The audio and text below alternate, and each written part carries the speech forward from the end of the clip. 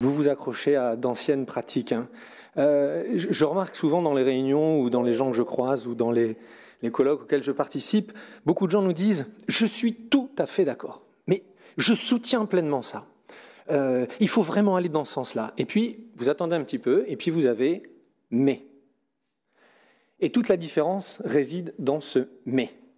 Nous sommes tout à fait d'accord, et nous y allons. Nous, c'est « et ». Notre mot, c'est oui et, ça n'est pas mais. Alors, dans la réflexion que nous avons menée sur le sujet que vous évoquez, la première chose qui nous motive, c'est la question de santé publique. Atmo a produit une étude qui référence différents sites sensibles avec des dépassements des taux de pollution autorisés. Nous ne pouvons pas faire comme si nous ne savions pas. Et je sais que vous êtes d'accord, mais là, ne rajoutez pas « mais ». Dites-nous, allons-y, aidez-nous. Alors, qu'est-ce qu'on fait sur ce constat-là? On identifie différentes écoles. Dans notre second critère, c'est la volonté des écoles à apaiser les abords et l'environnement des rues. Les 3 écoles auxquelles vous faites référence sont volontaires pour tester ce système-là. Troisième chose, nous mettons en place une concertation, c'est-à-dire que nous développons un système qui vise à faire une réunion avec les enseignants, faire une réunion avec les parents d'élèves, faire une réunion de concertation avec les habitants. Et au bout d'un mois, au bout d'un mois ou au bout d'une séquence de temps de vacances à temps de vacances, de faire une 3e réunion, une 4e réunion qui sera une réunion de test à l'usage, de retour d'expérience. D'ailleurs, vous connaissez puisque vous étiez là. À l'occasion de ce retour d'expérience, nous décidons s'il est opportun de conserver une piétonisation complète pour lutter contre les effets que j'évoquais avant, ou si alors il faut amender ce projet et le diriger autrement. Une fois que nous avons pris la décision, s'ensuit une durée de 6 mois de tests à nouveau avec les nouveaux usages, et là, enfin seulement, nous prendrons une décision définitive. Je pourrais noter aussi, monsieur le maire, si vous me permettez, dans le cas d'école qui nous occupe, que nous avons réussi à créer une forte mobilisation des riverains. Et c'est très intéressant de remarquer que ces projets qui visent au bien commun, qui visent à apaiser les abords des écoles, ont permis une cohésion sociale. Et nous avons rencontré des gens qui ne se connaissaient pas, qui n'auraient jamais eu l'occasion de discuter ensemble sans la mise en place de ce test de longue durée. Et c'est vrai que parfois ça crée la controverse, c'est vrai que parfois il y a des arguments qui s'affrontent les uns aux autres, même si là encore tout le monde est absolument d'accord pour lutter contre la pollution. Hein. On est tous d'accord avec ça.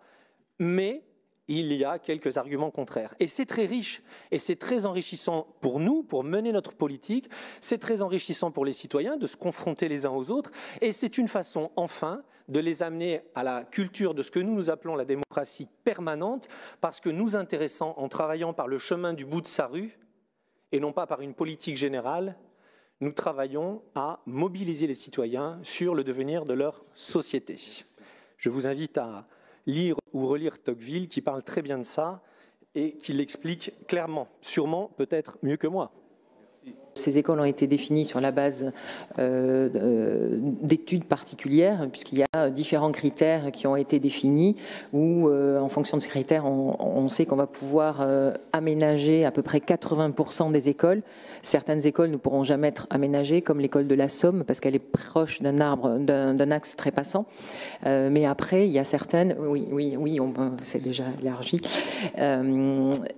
Donc après, on a 2 configurations, certaines où on n'a pas de riverains, comme l'école Case-Major, où là, c'est facile de dire on piétonise parce qu'il n'y a pas de riverains, et d'autres écoles où on peut aménager aux horaires d'ouverture et de fermeture et laisser le passage le reste du temps. C'est 80% des écoles qui sont concernées une fois qu'on a répondu à tous ces critères.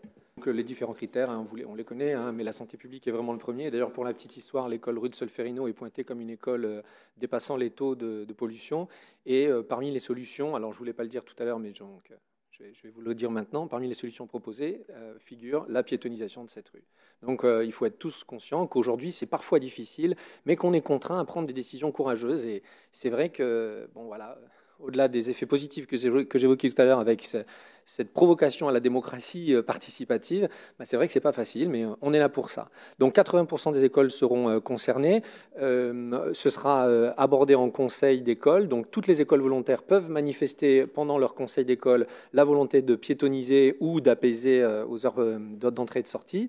Et nous, ensuite, ça rentre dans nos critères. Aujourd'hui, il y a tellement d'écoles qui sont volontaires et qui attendent même d'ailleurs depuis plusieurs années que ce genre de mesures soit mise en place, que sur ce point-là, on a encore beaucoup trop de demandes par rapport à la capacité à faire. Mais à l'échelle du mandat, 80% des écoles seront établies. On commence évidemment par les écoles qui font part de leur volonté. À vouloir plaider sur la mise en place d'une voie piétonisée de 50 mètres, évidemment que tout le monde va penser que c'est dérisoire. Mais s'il vous plaît, monsieur Robert, faites preuve d'un peu plus de précision et avouez que si on englobe l'ensemble des mesures qui sont mises en œuvre sur la gestion des voiries à Bordeaux, vous comprendrez que là, la pollution va en effet diminuer. Et puisque vous êtes intéressé aux études Atmo, je vous enverrai cette étude qui précise et sur laquelle est écrit noir sur blanc, pardon de vous le dire, je suis désolé, mais que l'école de la rue Ciel-Ferrino est pointée par un dépassement de pollution. Et dans les préconisations que les services font par rapport à cette étude, il est expressément noté noir sur blanc qu'il est conseillé de piétoniser cette rue. Nous avons pris un engagement de campagne qui consiste à dire on va diminuer la pression de l'automobile dans Bordeaux, on va faire des rues apaisées, on va diminuer la pollution.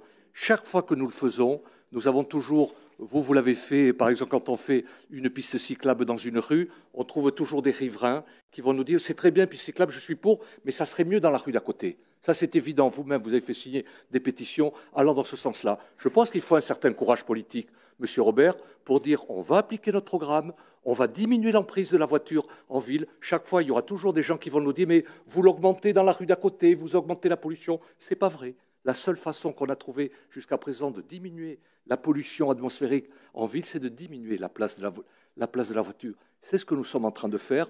Si nous ne le faisions pas, vous seriez les premiers à nous le reprocher.